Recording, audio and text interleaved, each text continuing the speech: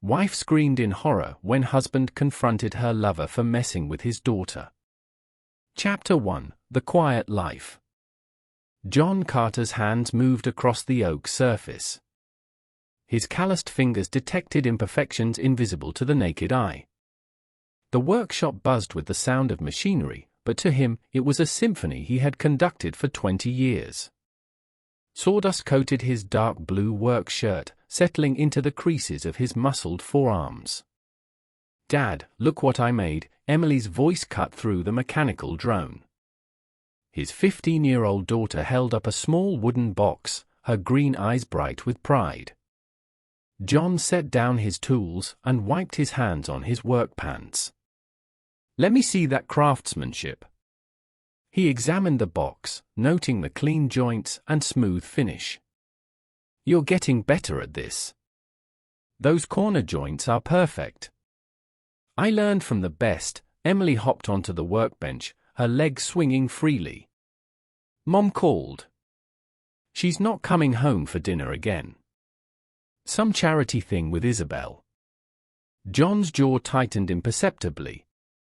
"Then it's just you and me tonight, kiddo. How about we fire up the grill?" The mention of Sarah's absence didn't surprise him anymore. His wife's social calendar had grown increasingly busy over the past year, filled with events that seemed to multiply like rabbits. She'd come from money, old money that looked down their noses at craftsmen like him. He remembered the day she'd walked into his shop, all designer clothes and perfectly manicured nails, ordering a custom dining set. "Are you sure about the materials?" he'd asked back then, noting her expensive taste. "I know quality when I see it," she'd replied, running her fingers along a finished table. "And your work, it's exceptional." They'd fallen hard and fast. She'd seen past his rough edges, or so he'd thought. He'd given her everything he had, his heart, his trust, his loyalty. Values beaten into him through years in the foster system, where betrayal meant survival and trust was a luxury few could afford. The sound of Emily's phone buzzing pulled him from his memories. Her expression changed as she read the message, color draining from her face. "What is it?" John asked, setting down the small box. Emily's fingers trembled slightly. "It's nothing," she said, her voice carrying the weight of authority tempered by concern. She hesitated, then turned the phone toward him. On the screen was a group chat message. "OMG, just saw Mrs. Carter at Lame Own with Rex Vance. They looked pretty cozy." John's expression remained neutral, but something dark stirred behind his eyes. "Who's Rex Vance?" Emily's voice was small. "He's that real estate developer, the one who's always in the local news. Mom mentioned him at dinner last month." "Dad, it's probably business-related," Emily said, but his mind was already cataloguing the signs he'd ignored, the late nights, the new clothes, the distant looks. "What if it's not?" Emily asked, her voice cracking. John placed his hands on her shoulders, his grip firm but gentle. "Then we handle it together, like we always do." He pulled her into a hug, his large frame dwarfing hers. Over her head, his expression hardened into something dangerous, a glimpse of the man he used to be before this quiet life. Later that night, after Emily had gone to bed, John sat in his workshop, a glass of whiskey untouched beside him. He pulled out his phone and opened social media, something he rarely did. There it was, a photo from 2 weeks ago at a charity gala, Sarah, radiant in a red dress, standing next to a tall man with perfectly styled hair and an expensive suit, Rex Vance. The caption read, "Oak Haven's finest supporting children's education." John zoomed in on their body language, the slight lean toward each other, the familiar way Rex's hand rested near Sarah's waist. His fingers tightened around the phone until his knuckles turned white. Chapter 2: The Call. John stood in his workshop, sanding down a piece of walnut that would become part of a custom bedroom set. The rhythmic motion helped quiet his mind, but the tension in his shoulders betrayed his unease. The conversation with Sarah that morning had left him unsettled. Her excuses were too practiced, too smooth. His phone rang, Emily's ringtone cutting through his thoughts. He grabbed it, noting the time, 2:15 p.m. She should be in class. Emily, what's wrong? Her voice came through, trembling and thick with tears. Dad, Mom's boyfriend is here. John's hand froze on the sandpaper. What did he say? You're not coming back, and that is my new dad.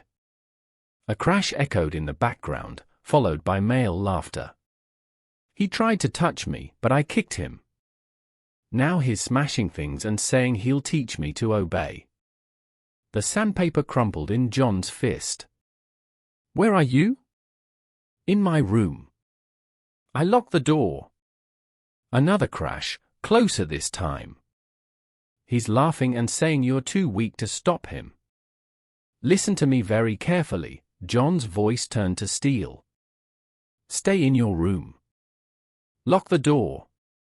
Do not open it for anyone but me. I'm coming. He ended the call and moved with deadly purpose to the back of his workshop. Behind a false panel, wrapped in oiled cloth, lay his grandfather's shotgun. He'd kept it as a reminder of the man who taught him that protection of family came before all else. The drive home was a blur of controlled rage. John's knuckles whitened on the steering wheel as memories from his past surfaced, foster homes where the strong preyed on the weak, where men like Rex Vance thought they could take whatever they wanted. He pulled into his driveway, noting Sarah's car and an expensive SUV he didn't recognize.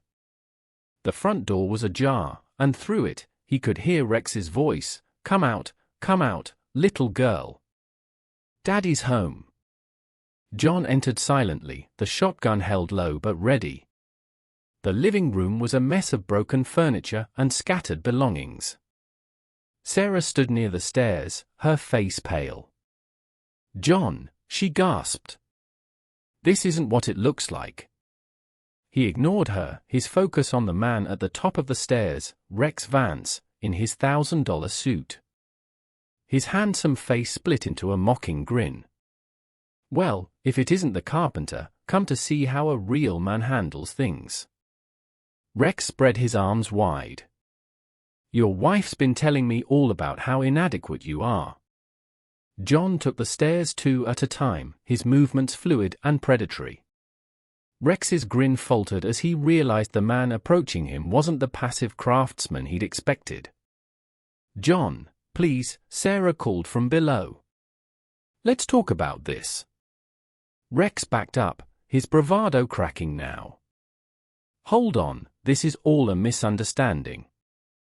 John's voice, when it came, was terrifyingly quiet. You touched my daughter. I didn't. I was just playing around. Rex's back hit the wall. Sarah, tell him. But John wasn't listening anymore. The rage he'd contained for so many years broke free. The shotgun but connected with Rex's jaw in a brutal arc, dropping him to the floor. Blood sprayed across the wall as Rex's head snapped back. Daddy, Emily's voice came through her bedroom door. Stay inside, sweetheart, John called, his tone gentle despite the violence he'd just enacted. Then, to Rex's groaning form, get up. Rex tried to crawl away, but John grabbed him by the collar and dragged him toward the stairs. Each step down brought another pain grunt from the real estate developer. John, stop, Sarah rushed forward. You're going to kill him. John paused at the bottom of the stairs, Rex's collar still in his iron grip. He turned to his wife, and she stepped back at the cold fury in his eyes. You brought this into our home, he said, his voice eerily calm. You brought this man near our daughter. I didn't know he would, she started. You never know, do you, Sarah? He dragged Rex toward the door. You never think about consequences, about loyalty, about trust. Rex tried to struggle, but John slammed him face first into the wall. Please, Rex whimpered, blood dripping from his split lip. I'll leave. You'll never see me again. You're right about that. John hauled him outside and threw him onto the driveway. Rex scrambled toward his SUV, but John's next words froze him in place. If you ever come near my family again, what happened today will feel like a massage. Sarah stood in the doorway, tears streaming down her face. John, I can explain everything. He turned to her, and for the first time, she saw the man beneath the quiet craftsman's exterior, the man who'd survived foster homes and street fights, the man they'd called the Hammer. Pack your things, he said. You have an hour. After that, if you're still here, I'll throw you out myself. You can't do this, she protested. This is my house too. This house, John's laugh held no humor. I built this house with my own hands. I built this life while you were busy destroying it. He stepped closer, his voice dropping to a whisper. And now I'm going to take everything from you, slowly, piece by piece, until you understand what it feels like to lose everything you love. He turned away from her and climbed the stairs to Emily's room. His knuckles were white on the shotgun, but when he knocked on her door, his voice was gentle. Emily, it's Dad. You can open up now. The door cracked open, and Emily peeked out. Seeing her father, she threw herself into his arms, sobbing. John held her close, stroking her hair. It's okay, baby. I'm here. No one's going to hurt you. I was so scared, she whispered into his chest. I know, but you were brave. So brave. He pulled back to look at her. Pack a bag. Okay? We're going to stay with Uncle Daniel for a few days. As Emily packed, John could hear Sarah moving around downstairs, her heels clicking on the floor. He pulled out his phone and dialed Daniel Anvil. I need a favor. Can you come to my place? Bring your truck. Things are about to get complicated. Chapter 3, The Declaration. The evening sun cast an orange light across Daniel's garage as John sat on a worn leather couch, watching Emily sleep. She'd finally drifted off after hours of tears and questions he couldn't fully answer. Daniel entered quietly, 2 beers in hand. She's tough, like her old man, Daniel said, offering a bottle. John took it, but didn't drink. I should have seen it coming, brother. Some snakes hide real well until they're ready to strike. Daniel settled into a chair across from him. The question is, what are you going to do about it? Before John could answer, his phone buzzed. Sarah's name flashed on the screen. He declined the call, only to have it buzz again immediately, and again. You should hear what she has to say, Daniel suggested. Might be useful. John answered on the 4th ring, putting it on speaker. Sarah's voice filled the garage, desperate and pleading. John, please come home. We can talk about this. Rex is in the hospital. You could be arrested. Are you threatening me? John's voice remained eerily calm. No, I'm trying to protect you. Rex's father is powerful. He's asking questions. If you just apologize, Sarah continued. John cut her off. Apologize for protecting my daughter from a man you brought into our home? His voice dropped dangerously low. Just trying to teach my daughter to obey. Those were his words, weren't they? Silence filled the line. Listen carefully, Sarah, because I'm only going to say this once. Our marriage is over. You are not welcome in my house. You are not welcome near my daughter. And if you or Rex try to threaten me again. He paused, letting the implication sink in. Well, you saw what happens when someone threatens my family. John, please, she whispered. I love you. He laughed, a sound devoid of warmth. No, you love what I could give you, is status, stability, a cover for your affairs. But you never loved me. His voice hardened. And that was your biggest mistake. You'll see everything you built on lies, your social status, your reputation, your comfortable life. I'm going to take it all away, slowly, carefully, until you understand what it feels like to lose everything. You wouldn't dare, she hissed, her pleading tone replaced by anger. I'll ruin you. John's voice carried the weight of his promise. You can try. But remember, I learned a long time ago how to survive, how to fight. You've just been playing at life, Sarah. Now you'll learn what it means to lose. He ended the call and turned to Daniel. I need your help fixing up the house. Rex did some damage. You know I've got your back. Daniel nodded, rising from his chair. What's your plan? John stood, his frame silhouetted against the garage lights. First, we document everything, the damage to the house, Rex's threats, all of it. Then we get a restraining order, not just against Rex, but against Sarah too. I won't have her near Emily after this. She won't take that lying down, Daniel said, his eyes hardening. No, she won't. That's what I'm counting on. They drove back to the house, finding it empty but still bearing the scars of the afternoon's violence. Broken furniture littered the floor, and there were dents in the walls where Rex had lost control. John moved through the rooms, taking photos with his phone, his jaw tightening at each new sign of destruction. In Emily's room, he found her books scattered across the floor, her desk overturned. The sight of her violated space made his hands shake with renewed fury. Daniel appeared in the doorway, reading his friend's expression. We'll fix it all, Daniel assured him. Make it better than before. John nodded, but his mind was already racing ahead.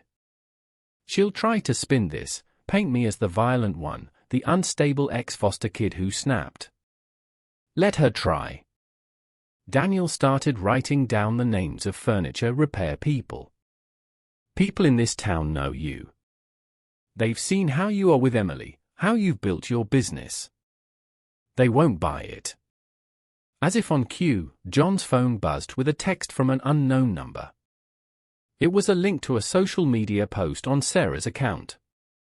She'd already started her campaign, posting about escaping an abusive situation and how appearances can be deceiving. John showed the phone to Daniel. See? It begins. What are you going to do? Daniel asked. John pocketed his phone, his expression cold but determined. Nothing. Not yet. Let her make her moves. Let her think she's winning. The bigger the lie, the harder the fall. They worked into the night, restoring order to the house. As they cleared away the last of the broken furniture, John paused, holding a framed photo he'd found under some debris. It showed him, Sarah, and Emily at a family picnic 2 years ago. They looked happy, normal. It had all been a lie. He placed the photo face down on a shelf. Daniel, I need one more favor. Take Emily to school tomorrow. I need to make some arrangements, and I don't want her alone. Daniel nodded, understanding the unspoken concern. You think Rex might try something? No, John said, his voice carrying a dangerous edge. He's a coward. But Sarah, she's desperate now. Desperate people do stupid things. Later that night, after Daniel had left and the house was quiet, John sat in his workshop. The familiar smells of wood and varnish surrounded him, but they brought no peace tonight. He pulled out his phone and began making notes, names, dates, connections, everything he knew about Rex Vance, about Sarah's social circle, about their patterns and habits. In the foster system, he'd learned that knowledge was power, that to survive, you had to know your enemies better than they knew themselves. He'd buried those instincts when he married Sarah, tried to be the man she claimed to want. But now, as he catalogued her betrayals, he felt the old skills returning. The sound of a car passing slowly by the house made him look up through the workshop window. He caught a glimpse of Sarah's red BMW. She was watching, probably hoping to see signs of regret, of weakness. Instead, John stood in full view of the window and stared directly at her car. Even from this distance, he knew she could feel the weight of his gaze. The car accelerated away, and John allowed himself a grim smile. She'd come looking for cracks in his armor, for signs that she could manipulate him back into line. Instead, she'd found the man he used to be, the one they called the Hammer, staring back at her. Tomorrow, he would begin dismantling her carefully constructed world. But tonight, he had preparations to make. He opened his laptop and began composing an email to his lawyer. The subject line read, "Emergency restraining order request, domestic violence." The quiet of the night settled around him as he worked, broken only by the sound of his typing and the occasional creak of the old house settling. In Emily's room upstairs, a light still burned. She'd asked to sleep at home tonight, wanting to reclaim her space. Her courage made his heart swell with pride, even as it fueled his resolve. They had tried to break into his world, to shatter what he built. Now they would learn why that had been a terrible mistake. John, the Hammer Carter, hadn't earned his nickname through weakness. And by the time he was done, both Sarah and Rex would understand exactly what they'd awakened. As the first hints of dawn began to color the sky, John finally closed his laptop. Phase 1 was complete. The legal groundwork was laid, the trap set. Now all he had to do was wait for them to make their next move. And they would, people like Sarah and Rex always did. Their pride wouldn't let them do anything else. He climbed the stairs quietly, checking on Emily before heading to his own room. She was finally asleep, her face peaceful despite the day's trauma.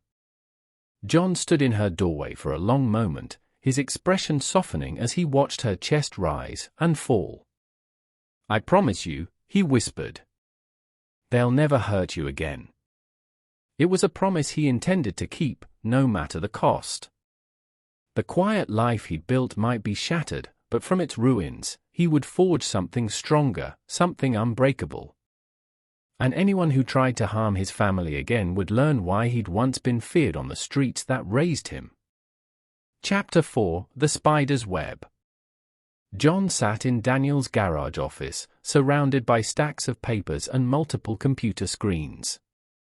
His fingers drummed against the metal desk as he reviewed financial records, property dealings, and social media posts.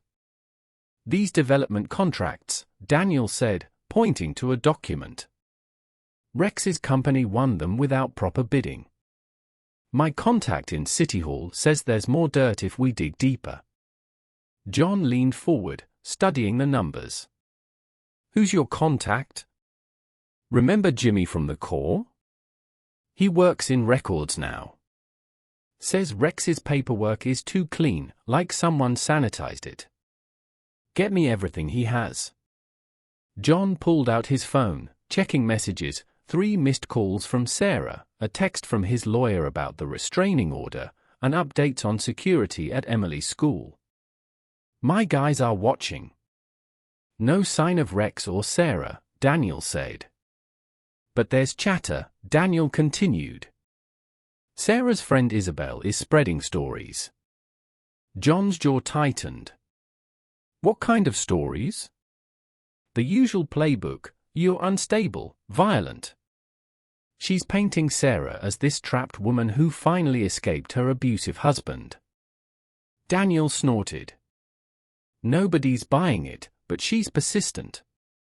Let them talk, John said, pulling up another document. While they're busy spinning tales, we'll build our case. Rex's father wants answers. He'll get them. A knock at the garage door interrupted them. One of Daniel's mechanics stood there, looking uncomfortable. "Boss, Mrs. Carter's outside. She says she needs to talk to her husband." John and Daniel exchanged glances.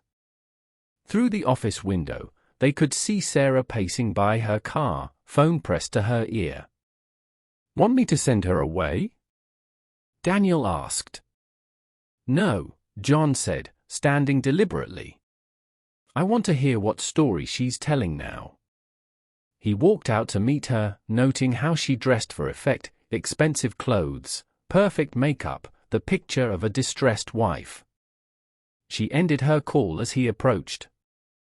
"John," she said, her voice trembling. "Rex's father is asking questions. He's threatening to involve the police." "Is that why you're here, to warn me?" His voice carried no emotion. "Or to threaten me?" "I'm trying to help you," she said, stepping closer and reaching for his arm. He moved back, and she flinched at the coldness in his eyes. "Rex's father has connections. He could ruin you, like you tried to ruin our daughter." John's voice dropped lower. "You didn't know he was violent. You didn't know he'd threaten a child." "Tell me what you know," he said, his tone calm but intimidating. "I know you're angry," she replied, attempting to regain control. "But think about your business, your reputation. If you back off now, we can handle this quietly." John laughed, a sound that made her step back. "My reputation? You mean the one your friend Isabel is trying to destroy?" He moved closer, his presence intimidating despite his calm tone. "Here's what's going to happen. You're going to call off your attack, stop the rumors, or I start sharing the truth, all of it." "You wouldn't dare," she said, her mask crumbling.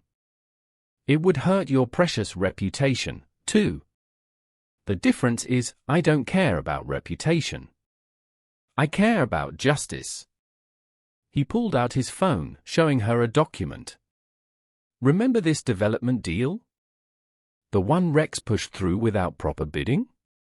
I wonder what the DA would think about those numbers." The color drained from Sarah's face. "How did you?" "I learned a lot in foster care, how to spot a con, how to gather evidence, how to be patient." He pocketed his phone. "You and Rex played your game with other people's lives. Now you'll learn what happens when someone plays back."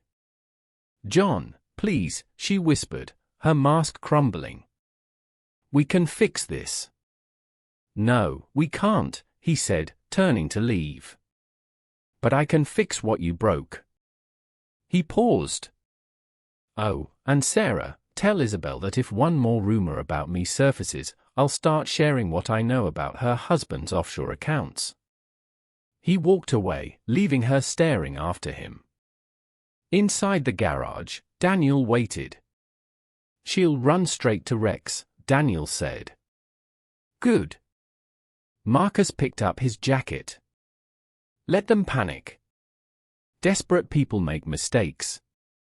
Later that evening, John received a text from an unknown number. It contained a video, security footage from Lame-owned restaurant showing Sarah and Rex in an intimate moment months ago. Another text followed, "There's more where this came from. Thought you might want to know what else they've been hiding." John forwarded the video to his lawyer, then dialed Daniel. "We've got another player in the game, someone sharing proof of their affair." "Friend or foe?" "Doesn't matter," Daniel said. "We'll use it all." John opened his laptop, beginning a new document. Time to show them what real revenge looks like. Across town, Sarah sat in her hotel room, frantically dialing Rex's number. When he finally answered, his voice was slurred with pain medication. "They're digging into the contracts," she said, without preamble. "Marcus knows about the bidding process." "Impossible," Rex groaned. "Those records were cleaned." "He has them, and he's not stopping there," she paced the room. "Your father's pressure isn't working. If anything, it's making him more determined." "Then we push harder," Rex said. "Get Isabel to amp up the stories. Paint him as a monster." "You don't understand," she said. "He knows about Isabel's husband's accounts. He's 3 steps ahead of us." There was silence on the line. Then Rex spoke, his voice heavy. "My father can't know about those contracts. If this gets out, what are we going to do?" "Whatever we have to," he said. "I'm not letting some furniture maker destroy everything I've built." But as Sarah ended the call, she felt the first real stirrings of fear. She'd seen something in John's eyes today, not anger, not hurt, but a cold, calculated purpose. She remembered how he'd been when they first met, the hint of his past that he'd shared. She thought she'd tamed that part of him. Now she realized she'd never tamed anything. He'd simply chosen to be different, to be better. And she'd destroyed that choice. Her phone buzzed with a text from Isabel, "We need to talk. Things are getting complicated." Sarah stared at the message, understanding that her carefully constructed world was beginning to unravel. She thought John would break, would rage and storm, giving her the ammunition she needed to destroy him. Instead, he was dismantling her life piece by piece, with the same patience he used to craft his furniture. She'd wanted more than his simple life could offer. Now she was learning that simple didn't mean weak, and that she'd underestimated the man she'd married in ways she was only beginning to understand. Chapter 5: The Anvil's Blow. The news broke on a Tuesday morning. Local headlines screamed, "Local developer faces investigation over fraudulent contracts." John read the article with satisfaction, noting how the journalist had used the evidence perfectly, weaving a tale of corruption and deceit that would be impossible to deny. His phone rang. "Daniel, it's hitting all the major outlets. Rex's father just called an emergency board meeting. How's our friend at the paper? Says he's got more stories ready to go. The tip line is blowing up. Seems like everyone has a Rex Vance story they want to share." John checked his email, finding a message from his lawyer. The restraining order had been granted, not just against Rex, but against Sarah as well. The evidence of Rex's violence, combined with Sarah's enabling of it, had convinced the judge. "Mr. Harding," his secretary's voice came through the intercom. "There's a Ms. Morrow here to see you." John raised an eyebrow. Isabel Morrow, Sarah's spider, coming to his territory. "Send her in." Isabel entered his office with less than her usual confidence. Her designer outfit and perfect makeup couldn't hide the worry in her eyes. "Morrow," John gestured to a chair. "What brings the president of the Oak Haven Social Club to my humble workshop?" "You know why I'm here," she sat, arranging herself carefully. "Things have gotten out of hand, haven't they? I thought this was what you wanted, drama, scandal, something to gossip about over lunch." Isabel's facade cracked slightly. "This isn't a game, John. Rex's father is involving his lawyers. There's talk of criminal charges. Funny how consequences work, isn't it?" John leaned back in his chair. "Actions have them, even yours. I never meant to help a man who attacked my daughter, to spread lies about abuse, to try to destroy my reputation." His voice remained calm, but his eyes blazed. "Which part didn't you mean, Isabel?" She swallowed hard. Sarah said it was just an affair, that she needed support leaving an unhappy marriage. I didn't know about Rex's violence, about what happened with Emily. But you knew enough to start spreading rumors, to paint me as the villain." John stood, moving to the window. "Tell me, does your husband know about the money you've been moving through those offshore accounts?" Isabel went pale. "How did you?" "I have friends too, Isabel. Friends who know how to find things people want to hide." He turned back to her. "So here's what's going to happen. You're going to publicly retract your statements, admit you were mistaken, and then you're going to tell me everything you know about Sarah's plans." "She'll never forgive me," Isabel said, her hands trembling as she reached for her purse. "That's not my problem." John sat again, his presence filling the room. "Your choice is simple: help me, or I start sharing what I know about your financial dealings." Isabel's hands trembled as she reached for her purse. "She's desperate. She's been meeting with Rex's father, trying to convince him to use his influence to stop the investigation, but it's not working. Rex is becoming unstable. He talks about making you pay, about teaching you a lesson." John's expression didn't change. "And what do you think about his chances?" "I think," Isabel met his eyes for the first time, "I think Sarah never understood what she had, what she threw away. She thought you were simple, controllable. She was wrong." "Yes, she was." John stood, signaling the end of the meeting. "I expect your retraction by tonight. And Isabel, choose your friends more carefully in the future." After she left, John called Daniel. "The spider's changing sides. Get ready for phase 2. That afternoon, local news websites began carrying Isabel's statement.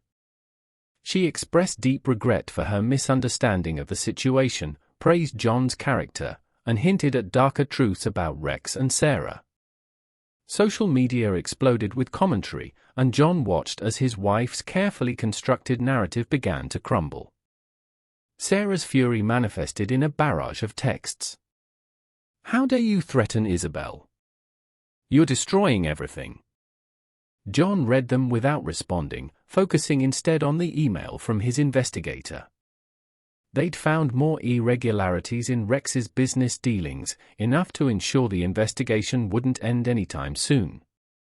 His phone buzzed again. Daniel, Rex's father, just held a press conference. He's throwing his son under the bus, claiming he had no knowledge of the fraudulent contracts. Rex is not taking it well. He tried to crash the press conference and had to be physically removed. He was ranting about betrayal, about making people pay. John smiled grimly. "Keep our security tight. He'll try something soon." "Already on it," Daniel replied. "How's Emily holding up?" "Better.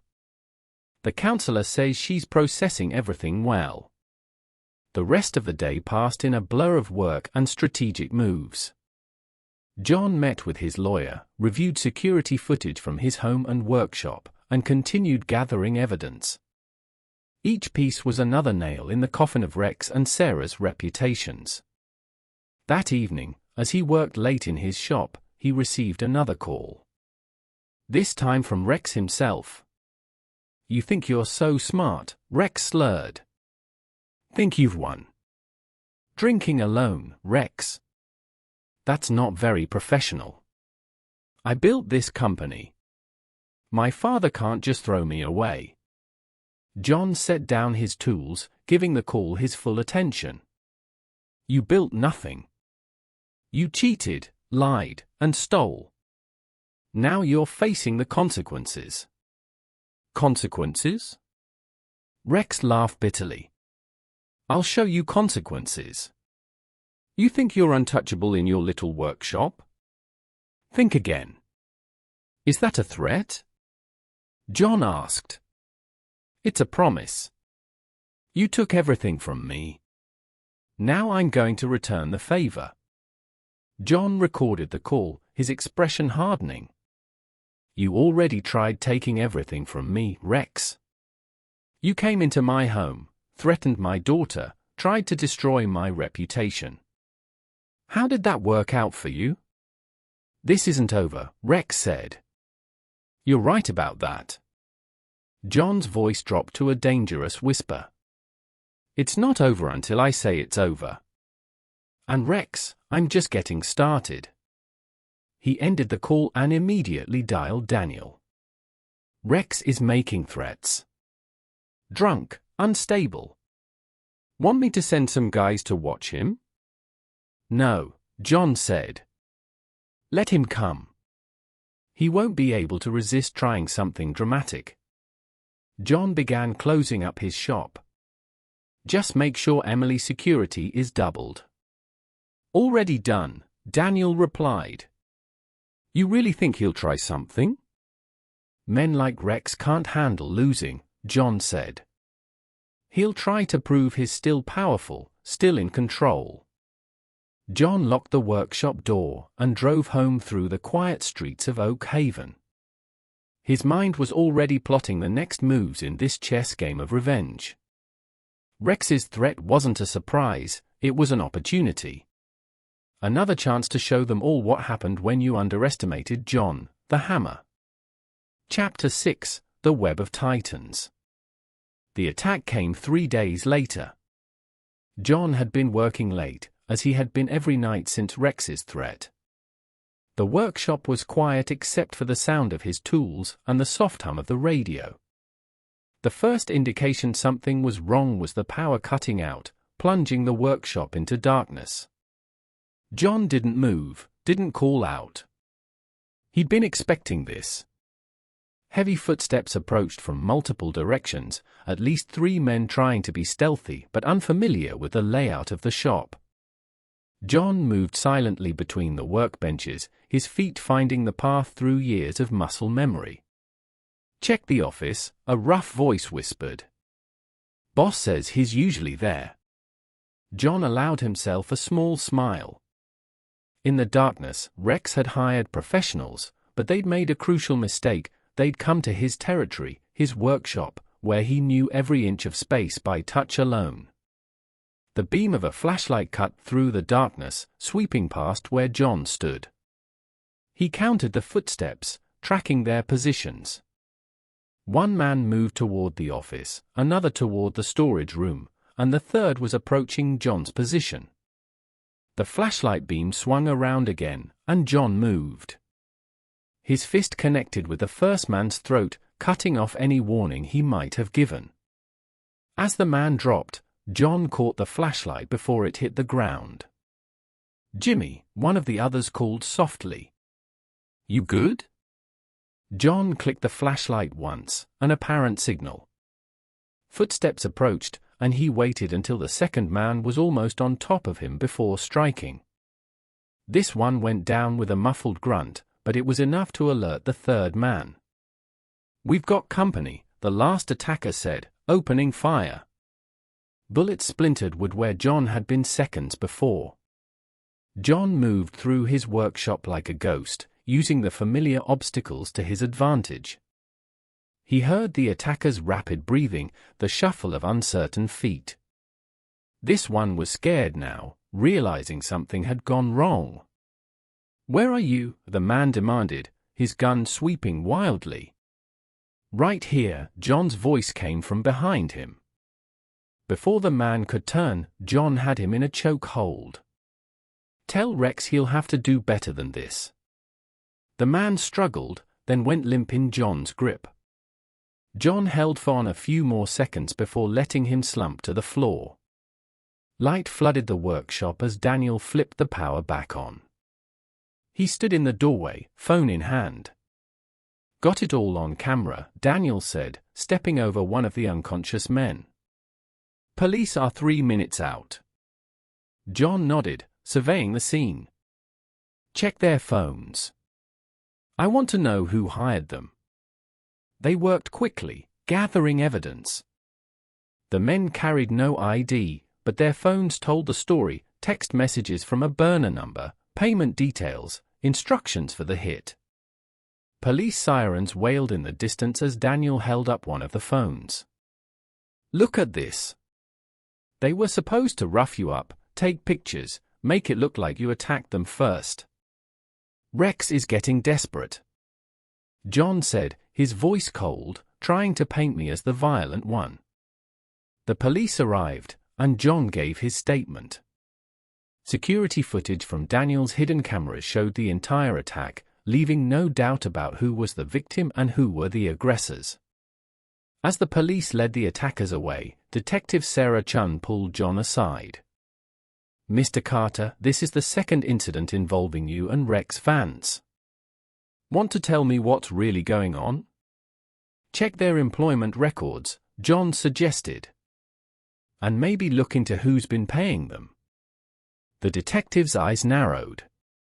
"You seem very calm for someone who just survived an attack." "I'm a simple man, detective. I just want to protect my family and run my business. Simple men don't usually have professional security systems and military-grade surveillance," she gestured toward Daniel's cameras. "Or friends with tactical training." John met her gaze steadily. "In my experience, detective, it's better to be prepared." After the police left, Daniel helped John clean up the workshop. "Rex won't take this well," Daniel said, righting an overturned workbench.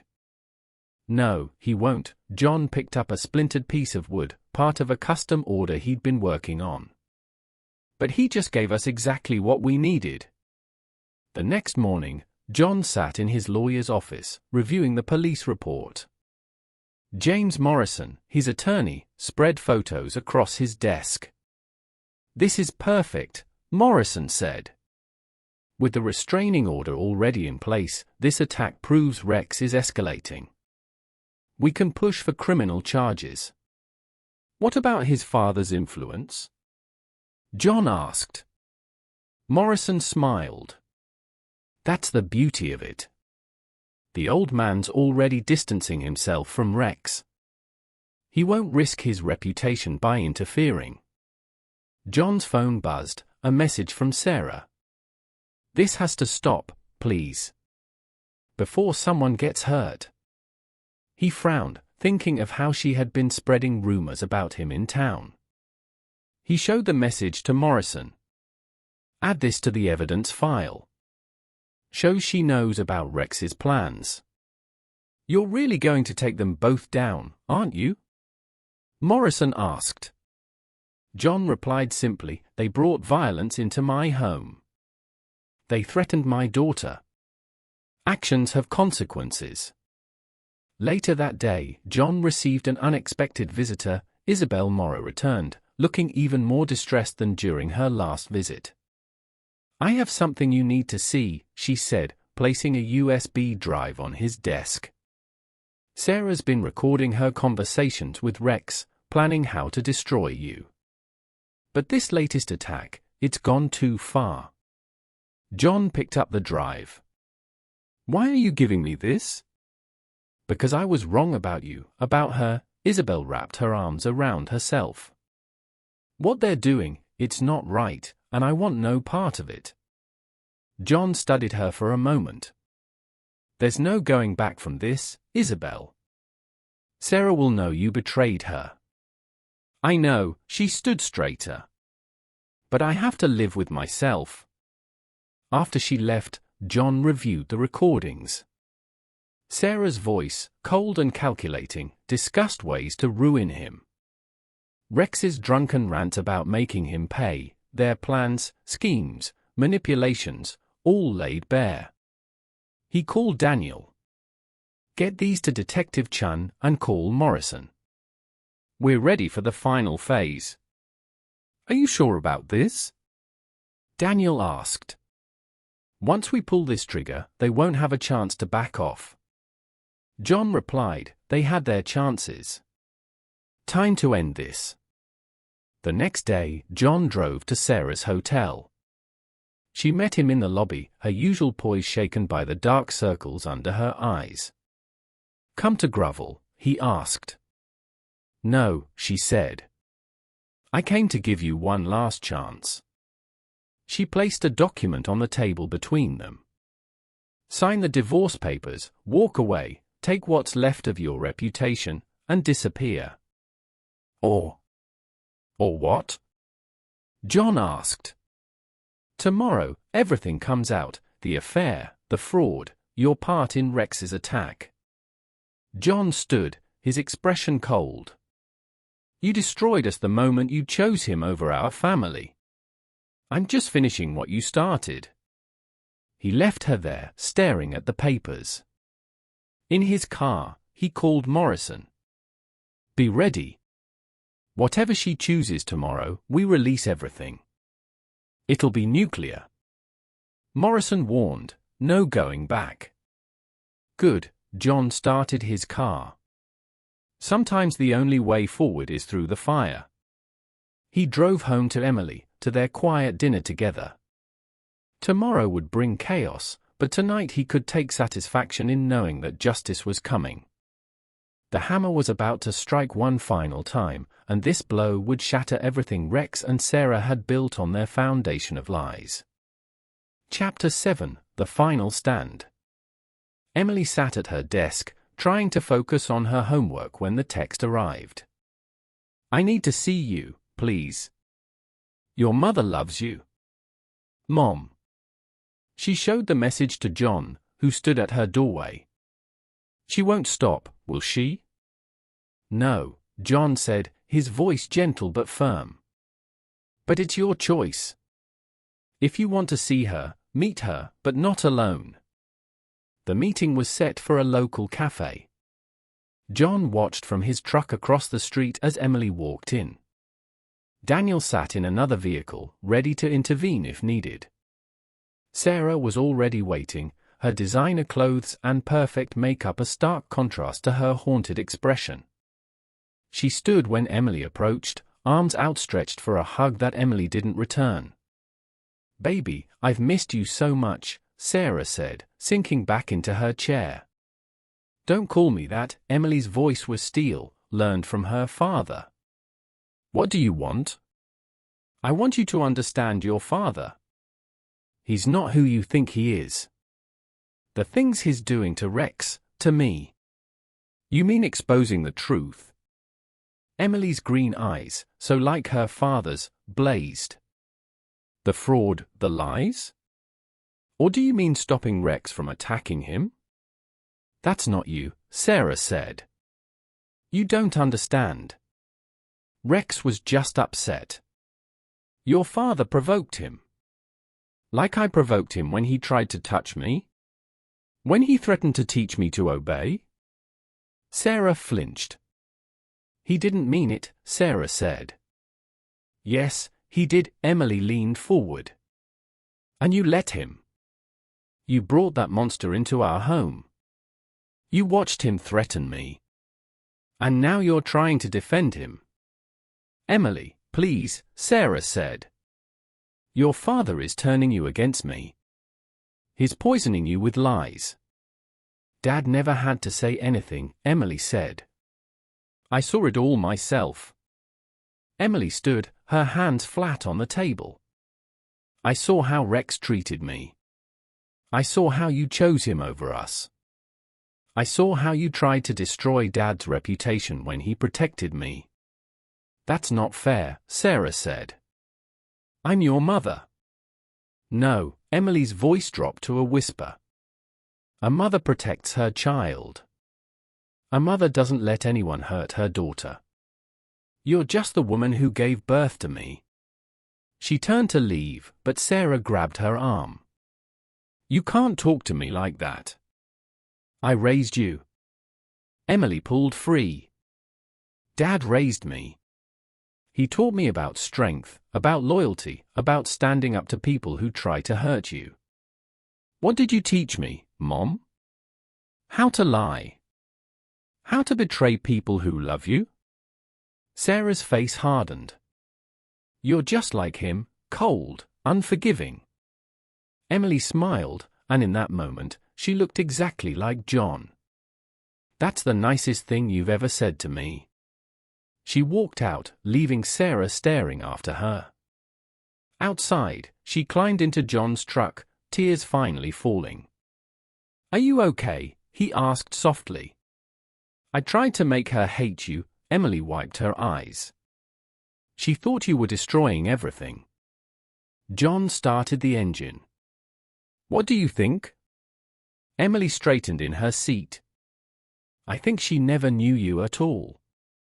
The real you, the one who builds things, who protects people. Before John could respond, his phone buzzed. Daniel's voice came through. Rex just pulled up. He's heading into the cafe. John watched through the windshield as Rex stormed in, his expensive suit wrinkled, his face flushed with rage. Through the window, they could see him confronting Sarah, his gestures wild and threatening.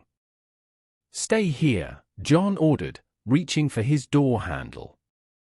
Dad, no, Emily grabbed his arm. He's trying to provoke you, to make you look violent in public. John paused, studying the scene. Rex was creating a spectacle, other customers pulling out phones to record. You're right, he said, settling back. Let him show everyone who he really is.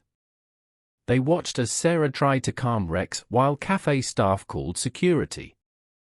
As Rex's mask of sophistication crumbled completely, he was still ranting and pointing at John's truck when the police arrived. That's the last time he'll threaten us in public, John said as Rex was led away in handcuffs. What happens now? Emily asked. John pulled out his phone, dialing his lawyer. Now we're in this all the way. Later that night, John worked in his shop, preparing for what he knew would come. Rex out on bail wouldn't let this humiliation stand. He'd try one last desperate move. The security system's silent alarm pulsed on John's phone, right on time. He moved into position, watching through the security feeds as Rex crept around the building. This time, he was alone, no hired thugs, no backup plan. Just a desperate man with nothing left to lose. The back door opened silently. Rex must have gotten a copy of the key from Sarah. John waited in the shadows, letting Rex move deeper into the workshop. I know you're here, Rex, he called out, his voice slurred. Come face me like a man, like you faced my daughter. John's voice echoed through the space. Or like you faced me with hired thugs? Rex spun around, a gun shaking in his hand. You ruined everything. No, Rex, John said, stepping into view with empty hands raised. You did that yourself. John took a step forward. Look at you now, the great Rex Vance, breaking in and waving a gun around. What would your father think? Shut up, Rex's face contorted. My father abandoned me because of you. My business is gone because of you. Your father abandoned you because you're a fraud, John said. Your business is gone because you're a criminal. John took another step forward. Now you're here, proving everything I said about you was true. The gun wavered. Stay back, or I'll shoot you. Add murder to your charges. John continued forward. Go ahead. Show everyone exactly who you are. Rex's finger tightened on the trigger, but John was already moving. The gun went off, the bullet splintering wood as John closed the distance. His fist connected with Rex's jaw, sending him stumbling backward. The gun clattered away as Rex swung wildly. His businessman's hands were no match for John's calloused fists. Each punch was precise, calculated, breaking down Rex's defense until he slumped against a workbench. Please, Rex gasped, blood streaming from his nose. Don't kill me. John picked up the gun and emptied the clip. I'm not going to kill you, Rex. I'm going to let you live. Live to see everything you built turn to dust. Live to watch from a prison cell as your name becomes synonymous with fraud and corruption. Police sirens wailed in the distance. The silent alarm had done its job. The security cameras caught everything. Breaking in, the gun, your confession, it's over, John said, zip-tying Rex's hands. As police led Rex away for the second time that day, Detective Chin approached John. You knew he'd come. Men like Rex are predictable. They can't stand losing control. She nodded toward the workshop. You could have killed him. It would have been justified. Him having a gun. Death would have been too easy. John watched Rex being placed in a police car. I want him to live with what he's lost, just like he wanted for me. Chapter 8: The Reckoning. The headlines dominated local news for days: real estate mogul arrested in armed attack, Vance empire crumbles, society wife's affair leads to criminal conspiracy. Sarah sat in her hotel room, watching her world implode on multiple screens. Her phone buzzed constantly, reporters, former friends, lawyers, all demanding answers. Isabel had publicly denounced her, sharing details of Sarah's manipulation and lies. A knock at the door made her jump. The hotel manager stood there, looking apologetic but firm. I'm sorry, Mrs. Carter, but your credit cards have been declined. We'll need another form of payment. She tried card after card, all declined. Her accounts were frozen, pending investigation into her role in Rex's crimes. The manager's sympathy turned to embarrassment as she was escorted out, her designer luggage piled into a taxi. With nowhere to go, she watched her life unravel. Across town, John sat in a press conference, his lawyer beside him. Reporters fired questions about Rex's attack, the evidence of corruption, and Sarah's involvement. Mr. Carter, how long have you known about Mr. Vance's illegal activities? I knew Rex Vance was corrupt the moment he threatened my daughter, John replied, his voice carrying through the room. The illegal contracts, the fraud, the violence, it's all part of who he is, who they both are. Are you referring to your wife, ex-wife? A reporter asked. Ex-wife, John corrected. Sarah chose to align herself with a criminal. She chose to support him when he threatened a child. Everything that's happening now is the result of those choices.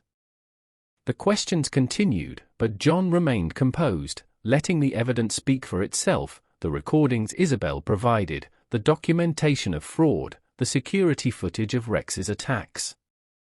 It created an undeniable picture of corruption and betrayal. After the conference, Daniel waited in the parking lot. Sarah's been evicted from her hotel. She's trying to contact her family. They won't help. Not after what came out about their foundation's connection to Rex's fraud, John said, loosening his tie. You really did think of everything. They brought this fight to my family, John said, getting into his truck. I just finished it. A few days later, John received an unexpected visit at his workshop. Rex's father, Richard Vance Sr., stood in the doorway, looking older than his years. Come to threaten me? John asked, not pausing his work. No, Richard moved into the shop, examining a half-finished table. Came to understand the man who brought down my empire. Your son did that, John said. I just exposed the truth. The truth? Richard laughed bitterly. The truth is, I knew about the fraud, the kickbacks, all of it. I chose to ignore it because he was my son. And now I have to salvage what's left of my company's reputation.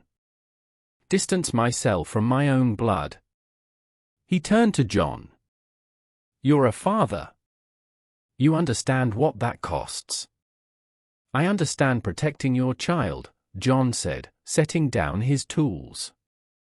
But Rex isn't a child. He's a predator who tried to hurt my daughter.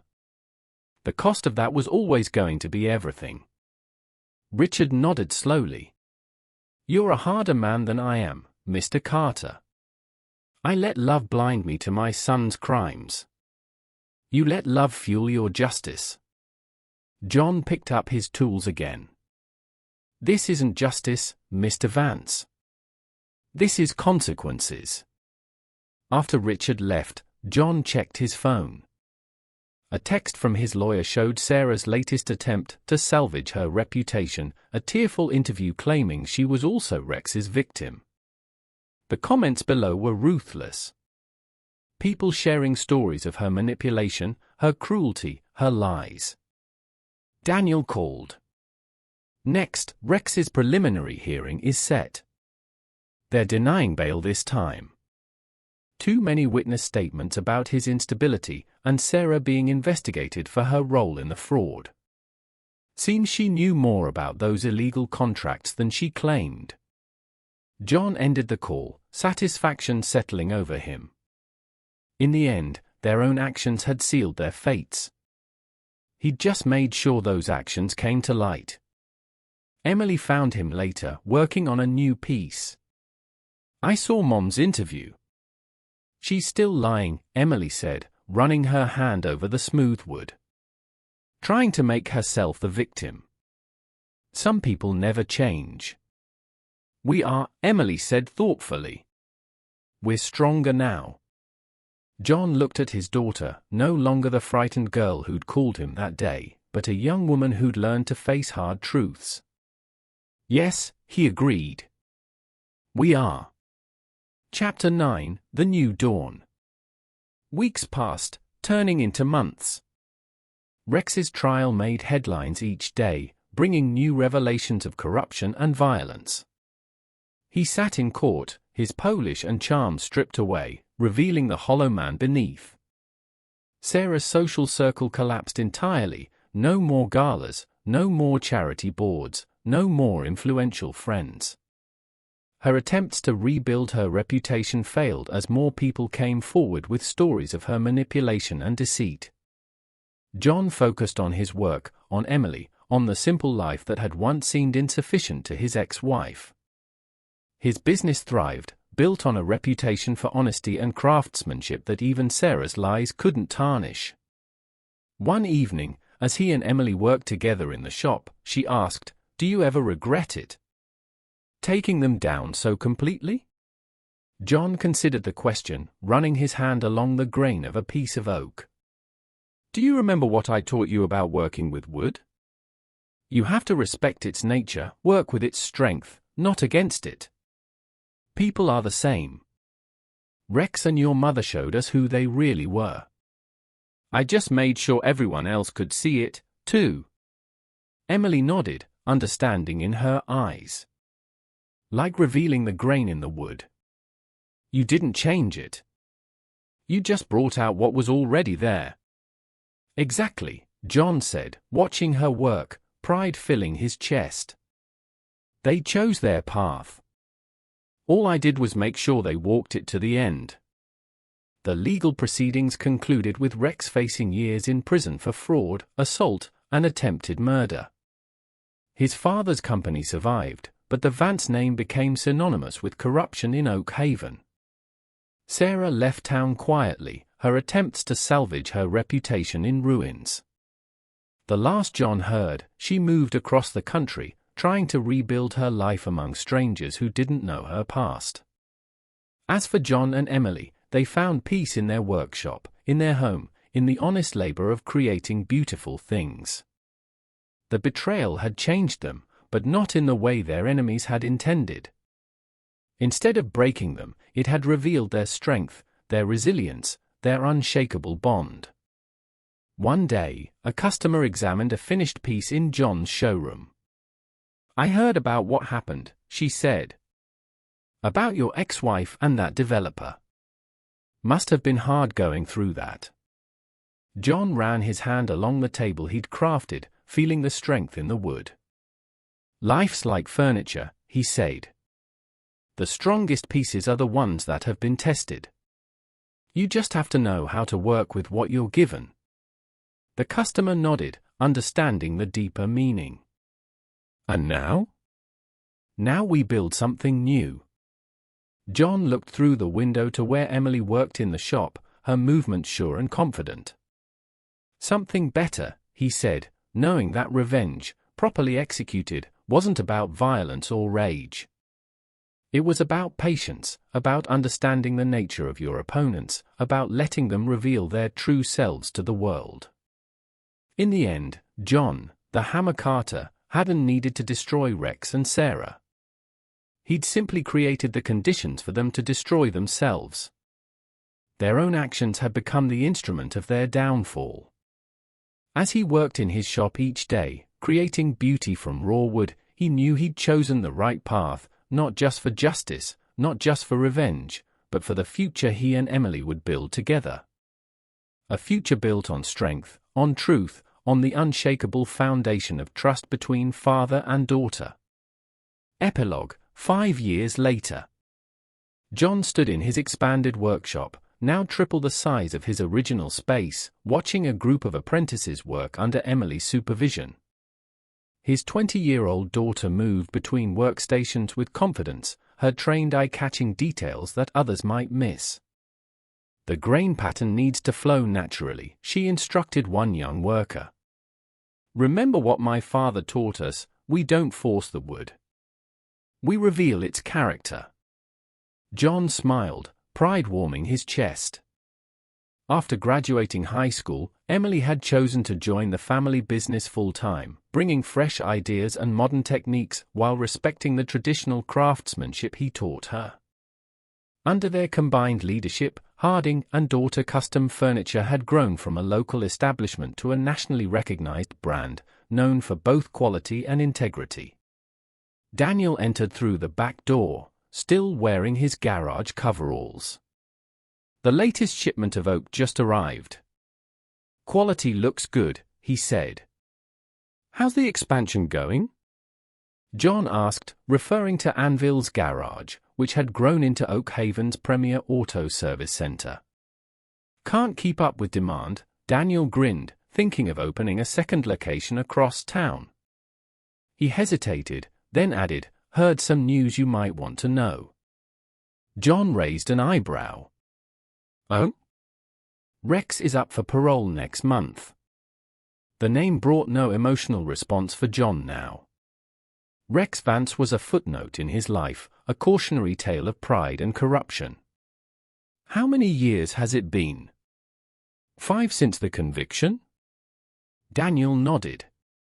"He served minimum time for good behavior. Word is he's a changed man. Found religion in prison, leads support groups. The whole redemption story." "Good for him," John said, meaning it. He'd let go of the anger years ago, focusing instead on building something positive. "From the ashes of betrayal, there's more." Daniel continued, "Sarah's back in town." This news did cause John to pause in his work. "Why?" "Her father died last month. She's here for the estate settlement. Been trying to rebuild bridges with her old social circle, but..." Daniel shrugged. "Memories are long in small towns." John nodded, returning to his work. 5 years had changed everything. The scandal that had rocked Oak Haven had faded into local legend, a story people told about pride and consequences. Rex's father had retired, passing his reformed company to new leadership. Isabel Morrow had divorced her husband after the offshore account scandal, reinventing herself as an advocate for financial transparency in charitable organizations. "Dad," Emily approached, wiping sawdust from her hands. "The Johnson Commission is ready for final approval. Want to take a look?" They walked together to a magnificent dining set that dominated one corner of the workshop. Emily had designed it herself, incorporating elements of her father's style while adding her own modern touches. "Beautiful work," John said, running his hand along the table's edge. "You've surpassed your teacher." Emily smiled. "But I learned from the best, both about woodworking and about life." Later that evening, as John locked up the workshop, he spotted a familiar figure across the street. Sarah stood in the fading light, her designer clothes still impeccable, but her face showing the weight of years and regret. Their eyes met briefly before she turned away, hurrying toward her rental car. At home, John found an envelope in his mail, a letter from Rex Vance. He considered throwing it away unopened, but decided against it. The past had no power over him anymore. Inside was a simple note. Mr. Carter, I don't expect forgiveness, nor do I deserve it. But as I prepare to rejoin society, I wanted you to know that I understand now what I destroyed, not just my own life, but the trust and safety of a family. My actions were unforgivable, especially toward Emily. I've spent these years trying to become someone different than the man who did those things. Rex V. John shared the letter with Emily over dinner. She read it silently, her expression thoughtful. Do you believe him? I believe people can change, John replied. But that doesn't mean they're owed forgiveness. I saw Mom today, Emily said quietly. At the grocery store. She looked small, different. Are you okay? Yeah, Emily smiled. You know what I felt when I saw her? Nothing. No anger, no pain. She's just someone who used to be in our lives. John understood perfectly. They'd built something too strong to be haunted by old wounds. The next morning, John arrived at the workshop early to find another familiar face waiting. Richard Vance Sr., Rex's father, stood there. I've been following your company's growth, the older man said without preamble. You've built something impressive here. What do you want, Richard? John asked. Rex's parole hearing is next month. He's asked about making amends. No, John's voice was firm but not unkind. Whatever redemption Rex is seeking, he needs to find it without involving my family. Richard nodded, seeming to expect this answer.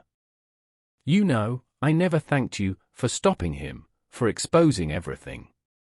If you hadn't, Richard might have destroyed himself completely. Prison gave him boundaries, consequences, things I never did. John worked on a special project, a hope chest he was creating for Emily's upcoming wedding. She'd met James, a local architect, 2 years ago. Unlike Sarah, James understood and appreciated the value of craftsmanship, of building something real and lasting. Daniel stopped by around lunch, carrying news as usual. Sarah tried to join the hospital charity board. They turned her down flat. Isabel's on the committee now. Apparently, she gave quite a speech about learning from past mistakes and protecting the organization's integrity. John chuckled.